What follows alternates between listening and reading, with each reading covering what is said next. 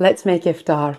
I made this Yemeni lamb mandi for the first time last Ramadan, and it's fair to say it is now a tradition to make it every year to host my family. I start by making small incisions all over the lamb. This is where the flavor hides. Ghee, salt, pepper, and garlic pressed deep inside. As it roasts, the garlic melts straight into the meat. I brew my saffron separately and rub it all over. The lamb cooks elevated, so the rice steams under it in all of its richness. And if you don't have a rack, just place it straight in the tray. Exact timings and measurements will be in the caption. Turkish lentil soup is my forever go-to. I had caramelized onions left from the night before, and since we run a no-waste kitchen here, they went straight into the pot along with my homemade bone broth. Then I fried off some pittas from my fattoush salad before checking on my husband, who had taken it upon himself to make chocolate-coated strawberries. And I just looked at him and said, I trust you understand this is now a standing commitment for every birthday, anniversary and Eid. So that was probably his way of saying thank you, since I was making his konafa dream come true. I used my homemade clarified butter for this, and remember, low moisture mozzarella is key. That's if you can't find a traditional nabulsi or a kawi cheese that is usually used in kunafa, which was a struggle for me, but these two combinations of ricotta and the low moisture mozzarella worked perfectly. My syrup was loaded with cardamom, orange blossom and saffron, fragrant and very floral. Then it was time for my caramelized onion hummus, followed by the tomato coriander sauce that is served with the lamb, sahawi. Traditionally, it uses far less coriander, but I'm obsessed, and since my kids can't handle too much spice, I kept the heat gentle. After exactly 3 hours, it was time. I added the washed rice straight into the lamb juices and returned it to the oven to finish cooking, while I made my fattoush salad and the obligatory dressing made with sumac, mint and pomegranate molasses that just completes it. 4-month-old pomegranate, still in perfect shape, became the final garnish. The samosas I'd prepped before Ramadan went into the oil, and my husband filled the dates with nuts and chocolate spread. At this point, I was ridiculously proud of myself for getting the rice and water ratio exactly right, even though I don't remember the last time I've messed up rice in any way. This perfectly fluffy basmati, I was so pleased. I completely forgot to do the charcoal smoke before serving. Looking back, I'm proud of something else too. I've become my own biggest hype woman, because the truth is, no one can affirm you the way you can affirm yourself. And that isn't arrogance, it's self-respect, it's self-trust, self-love,